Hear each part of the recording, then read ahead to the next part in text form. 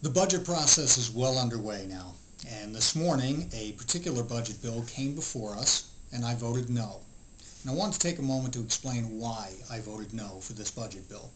The budget bill that came before us this morning was for the state operations budget bill.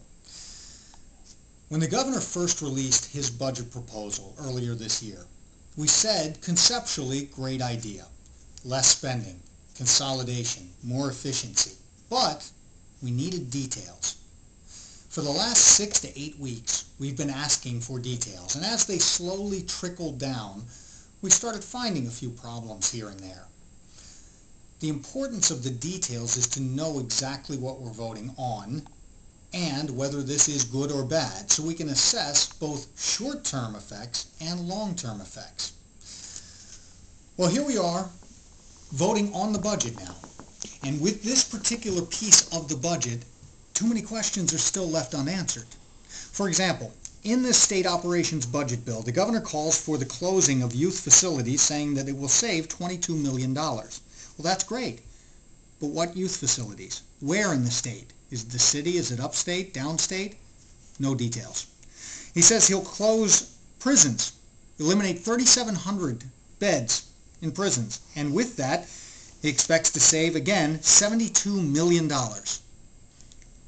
Great. Saving money? Great idea. The problem is, still no details. What prisons will close? In what areas of the state? How many people will be put out of work because of this? What economic impact will it have on the communities around them? Again, no answers. But one of the ones that really stuck with me, and the reason I voted against this bill, was the last item, and it called for $450 million in savings from the state workforce. Now, how are we going to achieve this? The governor says he wants to work with the unions to get concessions, or if no concessions are given, or if they can't find ways to save it, he will lay off nearly 10,000 state workers. Again, where are the details? This budget hits my desk this morning and still does not explain. Has he met with the unions yet? If so, how have the discussions gone? Are they willing to give concessions? If so, in what areas? Are they standing pat, which means the governor will lay off 10,000 people, which in turn will put those people on the unemployment line, which will cost the taxpayers anyway? All of these questions still not answered, and yet they wanted me to vote yes without having these answers. I believe when you sent me to Albany, you sent me up here to represent you, but also to get all of the facts, all of the information, so we can make informed decisions. And when we're talking about something as important as our budget, we need those details.